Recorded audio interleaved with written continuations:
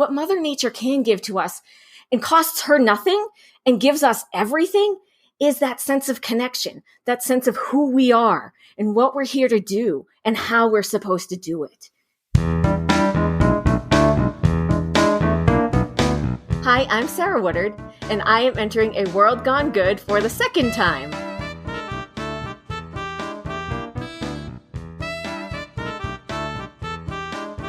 Well, hello, my name is Steve, and this is the place where we shine the light and find the light in the darkness to prove there is still good out there and lots of it, my friends. Welcome to World Gone Good. If you've been listening lately, you've been hearing me jabber on and on about my upcoming play, my first new play in 19 years, Happy Birthday McKenna. And if you're sick and tired of hearing me talk about it, well, here's a few of our previous good guests who are in on the joke, yapping away. Give a listen to this. Hey there, I am Mary Weiss. And I'm Faith Saley. And I'm Tanya Perez. And I guess that makes me Susan Louise O'Connor. And I'm Irene. Okay, here we go. I am Irene, playing Irene the first weekend beginning March 2nd. Right. And then I come in the weekend that begins March 10th and I play the real Irene. Oh, yeah. Well, then I take over as the true Irene for the third weekend, March 17th. March Madness. What? But then what's that thing about saving the best for last? Because, guys, I come in the final weekend, which is March 24th. Huh. Anyway, I can't wait to fly in from Chicago to be in Happy Birthday McKenna. And then Tanya and I bring a New York attitude to the show. I don't really know what that means. I say it all. I'll just, oh yeah. Is that attitude from New York? Yes. And I'll be representing our hometown of LA in Happy Birthday McKenna, which is a world premiere of a play. Yeah. And that's Happy Birthday McKenna. If we were going to do a website thing, that would be HBM. Right. theplay.com. That's right. www.hbmtheplay. Gotta one-up me. Thank you, Mary and Faith and Tanya and Susan, who Susan needs to come on the show next, right? They are all playing Irene at one point or another. She's a super fun character. And you can come see them in Happy Birthday McKenna. Visit www. Oh my God, I sound so old. Let me try that again. hbmtheplay.com to get your tickets. I'm not even going to rewind that. hbmtheplay.com to get your tickets and support local theater. Today, we are going to ask you to give a fuck. Shit. I should have warned you about language in this episode. What a dick I am. Okay, moving on. My guest today is another returner. We're having lots of returners so far. Last time we chatted with her, it was about her children's books. This time, well, I'm going to let her tell you.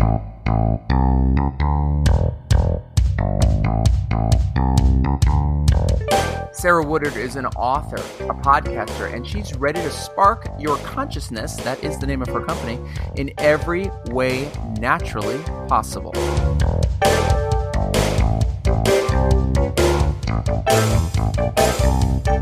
Well, Sarah Woodard is back, and I can proclaim it. Fuck yeah, because before I start the show, I like to talk to my guests, and I like to tell them little things. And one of the things I say is, you can say 4-letter words, you can say 3-letter words, you can say 2-letter words.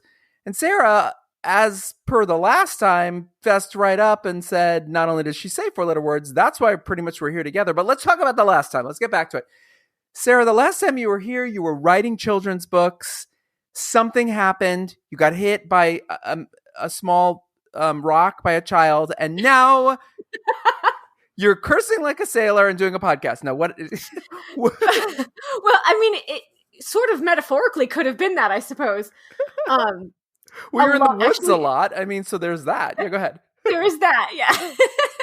So a lot has happened since last time. So last time we talked, I was living in Vermont. I was doing the children's books thing. I'm still doing the children's books thing. They're not my main focus. And I've moved to Colorado. Amazing. When did you move to Colorado? April. Okay. What was the impetus to be like, I'm going to Colorado? I didn't fess up to this during our show because I was still living in Vermont, and people in Vermont are very, very proud of their state. And that's cool. But I hated it. I hated it. I've lived in New England my whole life, and I kind of hated it everywhere in New England. You had to get out. You had to get out. We get it. I did. I had to get out. And so I sat down. I call it my spirit team, but call it God, universe, creator, great mother, spirit. I don't care. Pick your favorite term there. But I sat with them and I'm like, where am I supposed to go? And it was interesting because even before I had moved to Vermont, and I was only in Vermont for like a year, but even before I had moved there, I had actually a dream that took place in Westminster, Colorado, which is where I live now. And I was in so much denial that I was supposed to move to Colorado that I moved to close to Westminster, Vermont. Very, very wrong. Wait, very, very you wrong. had a dream as in I had an aspiration, or I went to No. sleep Like and I had in an my actual sleep, dream? like while I was asleep, I had this dream that took place in Westminster, Colorado, and I was like in this auditorium giving a speech. It's and like so specific. How did it you was know wicked specific. Yeah. How did you know of Westminster, Colorado? I don't know. I'd never heard of it before. I have no idea how I knew, but I knew Jesus. in the dream I knew. That's cool. It was, and so when I was sitting with my spirit team in Vermont, like, we have to get out of here. Where am I going? I kept getting little pokes about Colorado. And by then it was less daunting because by then I was like, if you want me to move to frickin' the Pacific Northwest because there's lots of vegan cool shit happening in the Pacific Northwest, I will figure out how to get me and 3 cats all the way across the country if need be. So when it was like Colorado, I'm like, well, that's not as far as Pacific Northwest. Okay. So That's amazing. No, wait, let's go back a step. Spirit team. Talk to us about what a spirit team is. Like I said, people can call it many different things. God, universe, creator, angels, great mother spirit. Pick your poison. Is it more than one thing for you? For me, it's all of those things, actually. That's awesome. As well as spirit guides and angels, and it's all the things. For me. Yeah, because you're a very connected person. Yes. Spiritually connected. Yes, exactly. And I try to use neutral terms because some of those spiritual religious terms can be very triggering for people. Like Jesus is one that's very triggering for me. So I try to be neutral and very open to whatever people want to call it because it doesn't really matter as long as you're connected and believe in something. So yeah, when I had never been west of New York, so I found my apartment online and didn't see it till the day I moved in. Wow. Yep. We drove. I got rid of a lot of my stuff. Put everything I owned in a 15-foot U-Haul, had that trailer thing hooked up to the back with my car on it and the 3 kitties in the cab with me. And off we went. Okay, so let's talk about this for a second. What?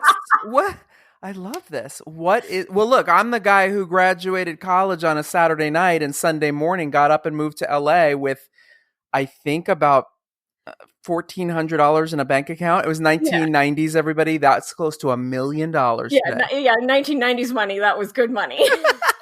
I knew I could do like 3 months rent. I was like, I'm good for 3 months. I'll get there. Let's just talk about that for a second. So that's a really big leap. It was huge. Yeah. Was it exciting or daunting or? By that point, it really wasn't. Like by that point, I was ready. It was honestly the most daunting part was all the miles of driving because I'm not like a lover of driving. I'm not one of those people that's like, oh, let's just go out for a drive and see things. No, I will go out. You want to drive? I'll sit in the passenger seat. We do a thing. But for me to drive those 2,000 miles was like, oh my God. But it wasn't nearly as bad in reality as my brain was making it out to be, you know? And the cats were okay. They're never going to love traveling, right? They're cats. Right. But they did surprisingly well. I was very, very proud of them. That's amazing. We have a Verbo across the street. My neighbor owns it. It's a duplex and people bring their dogs and stuff. But one time I looked out the kitchen window while I was doing like dishes and in the like big window across the street, these people brought their cat. And I just started laughing. I was like, who goes on vacation with their cat? I would. Really? Yeah. I can't bear to be away from them. Okay. I just can't picture that cat like. I don't So I know. will say of the three of them, my youngest, Toby, he's also the only boy. He was meant for traveling. He slept in the carrier the whole time. We would get to the hotels at night, and instead of hiding like his older sisters, he would just find a little comfy spot on the bed and plunk himself down. He's like, I'm good. That's Like, yeah. So because that's funny because we have 3 dogs and a cat, and our cat Oliver is such a punk, but hilariously, well, this isn't hilarious. Again, I always say the wrong thing. Hilariously, there was a horrible wildfire. And we were on alert that we might have to evacuate. And I went in the garage and got the cat carrier out, and I was making the food bowl, getting the food together and all that. Yep. So I get his cat carrier. He comes out and he is banging on the door. Like, let me in that. I opened the thing and he got in there and sat himself like, let's go. Where are we going? Let's go somewhere. And I'm like, this is what's interesting. So the girls will sit in them. Like the girls will sit in them because I leave them out and available to try to make them less fearful when the time comes, right? Right. They will sit in them just fine if they're just in the apartment. So you're here again with me. Last time we talked, great conversation. Children's book extraordinaire. How many have we published? I'd have to double check this number, but it's somewhere in the neighborhood of 65. Wow. Congratulations. That's amazing. Very well done. And you're very prolific. I mean, you've done that in how many years? Well, 2017 was my first one. So what is Holy crap. 6 years. There you go. That's like 10. It's more than 10 a year. I can do math.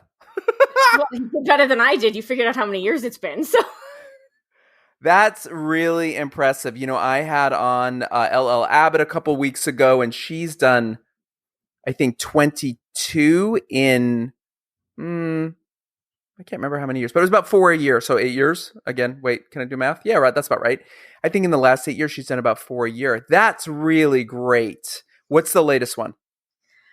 What is the latest one? Let me look. Well, of course, you're like me. You're like you're like me. It's hard to know what the latest thing is because you're 6 ahead. Exactly. Well, that's exactly in the planning. I know it. Go ahead. No, exactly. So the latest one to come out is called Sir Stag's Woods, and it's basically like a hunting story, but it's from the perspective of the deer. Oh. And it leaves it open-ended for readers at the end to decide, who's right? Are the hunters right, or is the deer right? Interesting. Yeah. And have you gotten feedback on that, on who's right? Not that I'm aware of. Okay. All right. Have any of the deer written in? If you get any texts from any deer. I'm sure the deer believe that they are correct, and I'm sure the hunters believe that they are correct. I'm more wanting, I want kids to think about it. I want them to talk to their parents. I want them to talk with their teachers. I want to, facilitate this conversation of is it okay that we're going out in the woods and doing this? And if so, why? Mm-hmm. And if it's not, why and how do we stop it? And it's great that you're open to both sides, to hear both sides. Well, I don't particularly want to hear it, actually. I want other people to just have the conversation. Right. I know which side you're on. Don't worry. Yeah. We know which side you're on. Card-carrying vegan for 10 years. I think you can guess which side I'm actually on. Yes. Okay, so now you've entered the world of podcasting. What was the spark? When did you wake up and you're like, I'm doing a podcast? Say it was because I inspired you. Go. Sure, it was because you inspired me, Steve. Liar. So what happened was, even I spent 10 years, more than 10 years, most of my adult life in New Hampshire before I moved to Vermont. And so even before I moved to Vermont, I was getting these messages from the spirit peeps Sarah, you need to expand your view. And I'm like, I don't know what this means. So I ignored it. And then in Vermont, they were still coming. And I'm like, I don't know what this means. So I ignored it. And then I get to Colorado and it's voice of God. If for the Star Trek fans out there, on Next Generation, when they get pushed way the hell out into further than they should have gone because they were playing with the warp engines and that time travel guy was helping and whatever. And there's this head that comes on the ship and it's who are you? It was like that. Expand your view. And I'm like, I don't know what you're telling me. But I was led to hook up with this woman out here who's very gifted in a lot of ways. But one of her biggest talents is that she's able to help you decode these messages from spirit. What the fuck does this mean? And basically what happened was I went into what I called chrysalis mode for a while, because I knew that there was something big coming and I didn't know how to get there. And so I basically went into chrysalis mode for like 2 weeks. I just made paper cranes. I folded 1,000 paper cranes, like that legend out of Japan, 1,000 paper cranes. I colored, and I basically just kind of went, and I did so much. I can't even tell you how much reading I did. The stack of books that they were like, you need to read this, and you need to read this, and you need to read this. And I'm like, okay, guys. So I read all of these books and took some detours because I thought, well, maybe I'm being led this direction. Maybe I'm being led this direction.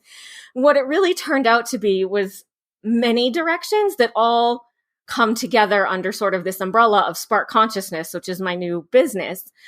And the intention of it is, well, so there's like the mission and the vision, right? And so the vision is helping people become good stewards of the earth through education, entertainment, and reconnection to one's soul.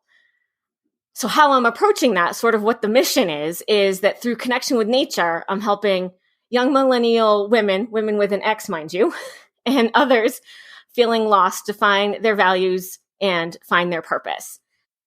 I'm sorry. Let's be clear for a second. Jump back to something. Yeah. You talk about you got a message. Yeah.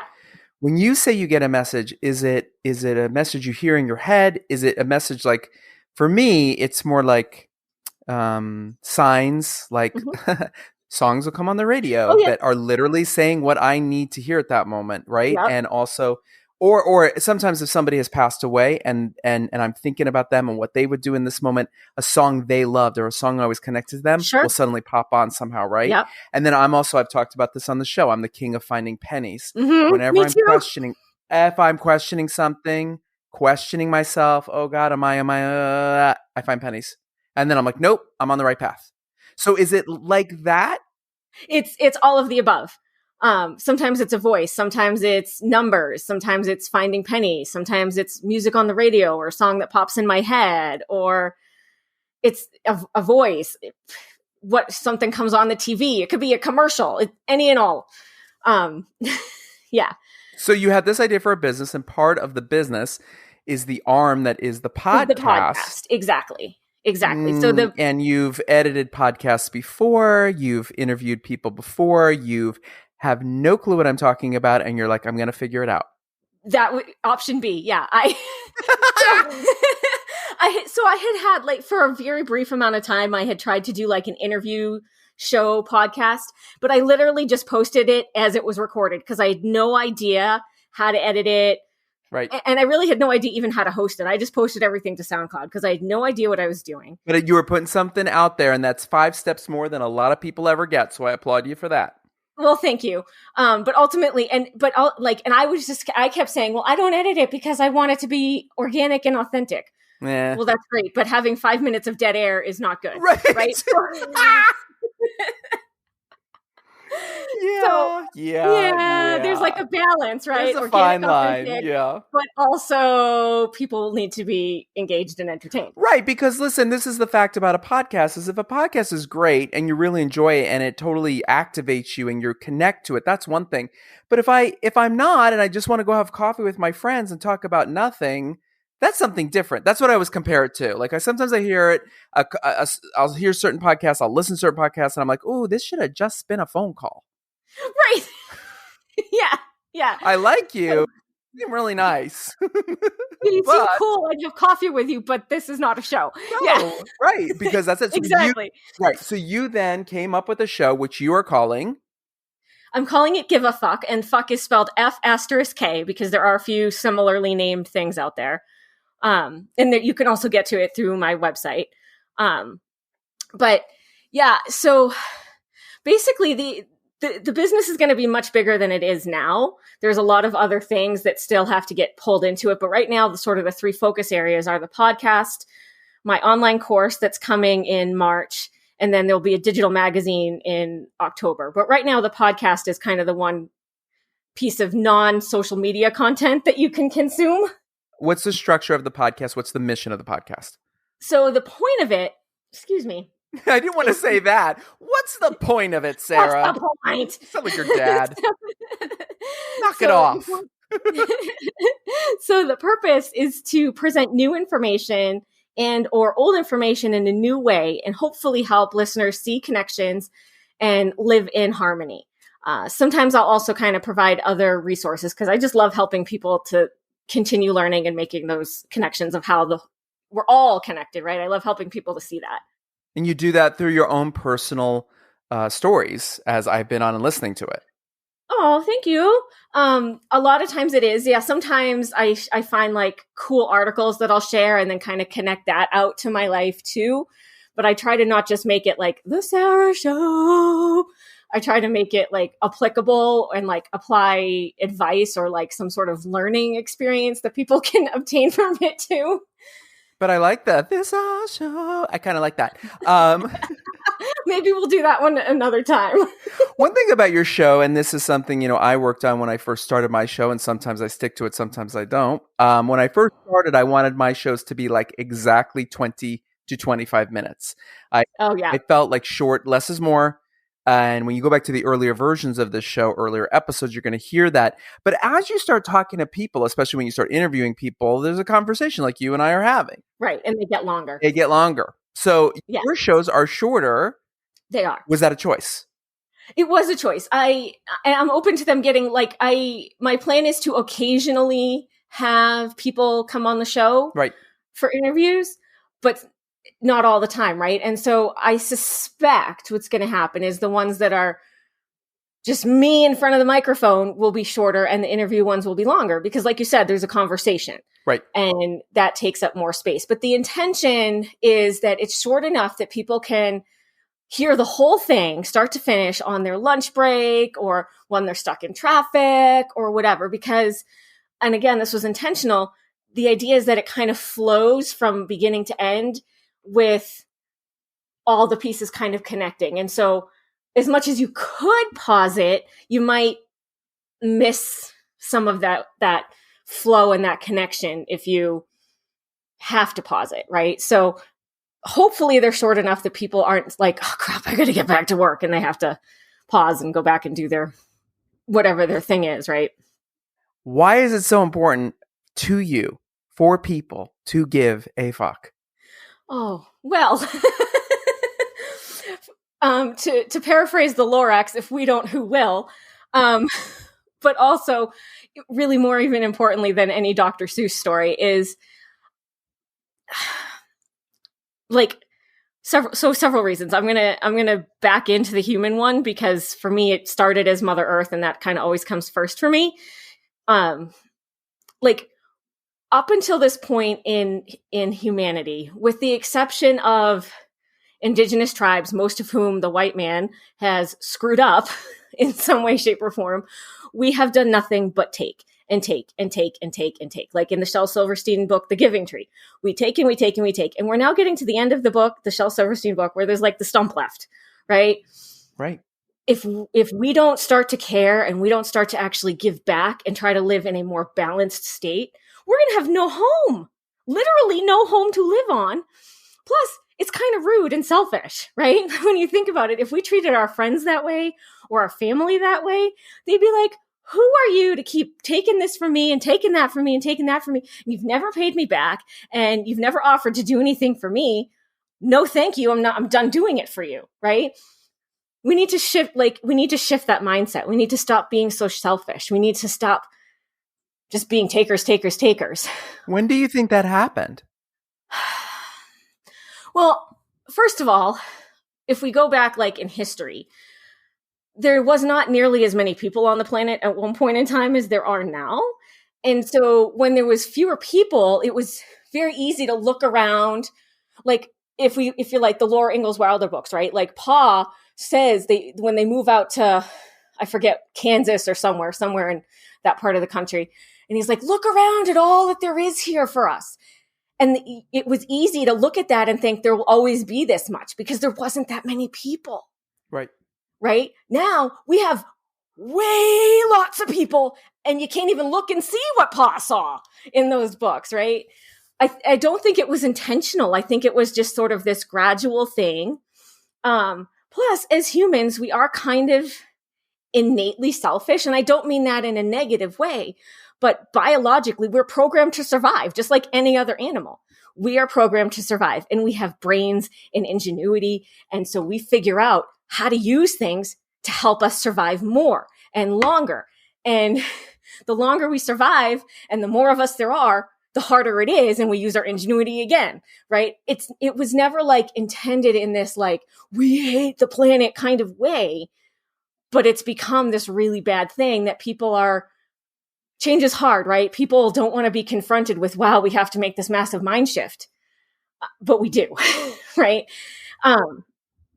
So that's one piece of it. But then the other piece of it is what Mother Nature can give to us and costs her nothing and gives us everything is that sense of connection, that sense of who we are and what we're here to do and how we're supposed to do it. All that requires us to do is to care and go and spend time with her. And she benefits from that because we're out there taking care of her in some way. Even if it's just sitting quietly by a river, enjoying her company, she benefits from that just as much as we do.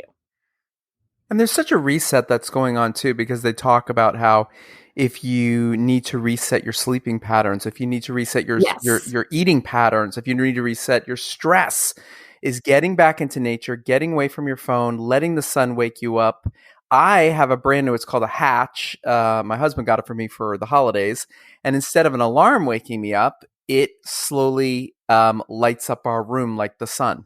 And that's so cool. It naturally wakes you up. And you can add like birdie sounds and stuff, but I don't need birdie sounds. Because I sleep with the rainfall going. Even though I haven't needed it lately, California, you know what I'm talking about. I had enough rainfall happen anyway. But it's been a reset that happens when we reconnect to nature. Exactly. So that's a pretty powerful thing. Have you always been this into nature? Oh my God, yeah. So somebody asked me, I think it was a newspaper out here was interviewing me, and they asked me kind of how this all got started. And I could have said what I told you about, Vermont and Colorado and The Voice and blah, blah, blah. And I did tell her that. But if you want like the unabridged version of the story, how this really got started was when I was 4 years old. We lived in this house that had this bush in the front yard that kind of grew like in a circle. But there was like, because I was little, like I could see there was this spot sort of where the circle joined up that you could get inside the bush. And I thought that was just amazing. I just loved to go and sit in that bush and just chill there. And I didn't realize it at the time because I was 4 and you know nothing when you're 4. But what I was really doing was communing with Mother Earth and just enjoying her company and learning from her and giving to her at the same time. I had no idea that's what I was doing until like decades later, right? But that's where it all, like, sort of like the story arc of my life, if you will, was we moved out of that house when I was like 5, because my sister was born and my parents wanted us to have our own rooms and whatever. And the story arc of my life is like trying to get back to that same sense of place and self and connection that I had as that 4-year-old girl in the bush. And it took moving 2,000 miles and going into chrysalis mode and starting a business, but I got there. Where can people find your podcast? So they can find it on my website, which is sparkconsciousness.net. Or it's also on every podcast platform that I'm aware exists. So. And has it been fun? Oh my God, it's so fun. So I was a little hesitant because I'm an INFJ. So being an introvert, like talking to people, not like my favorite thing, right? But it's actually been really interesting. So I've only been in Colorado since April. And being an INFJ, like I do make friends, but it takes me a long, long time. And so I don't have really like a circle of people out here. And a lot of my friends from back east, like energetically, we've just kind of changed and we've sort of parted ways. Mm-hmm. And having this podcast, it's kind of become this kind of cool way for me to like talk to a friend without having a friend in front of me to talk to. And so, it's like, oh, I have this thing going on, or I have this cool thing I want to share. And I just put it in the podcast and then I get to share it with friends I don't know I have yet. So it's kind of cool. We close these shows with 2 questions. You've answered them before, so won't be too shocking to you. Question number 1 is, who inspires you? Who inspires me? Oh, I had forgotten you asked these questions. Who inspires me? Well, I don't. It's not a specific person; it's a generation. But honestly, the millennial generation really, really inspires me. They are so all about authenticity and doing the hard work to become themselves and being activist in whatever way that shows up for them and making change and good positive change in the world. Like, as a generation, I think they are phenomenal. And the final question is not a question. It is simply finishing a statement. Tell me something good. Here's a really good thing, actually. The ozone layer hole is going to be closed within the next decade. Yep. That's amazing good.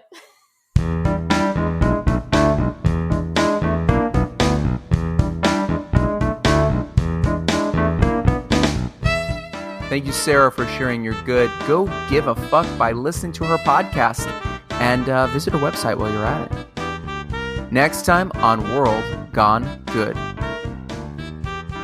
I went to debunk these myths about what the Arctic looked like and sounded like. There's this idea that everything it's just white and it's ice but it's ice in all these different forms. It's various degrees of water melting and frozen and it's so varietal, not only in appearance, visual appearance, but in sound. And that's what I went to do, was to gather something that the everyday person who doesn't live up there would experience and bring that back as part of a larger discussion. Mary Edwards is another returning guest. She was on one of our very first episodes ever. Go find it. It's definitely worth a listen. Speaking of listening, listen to this.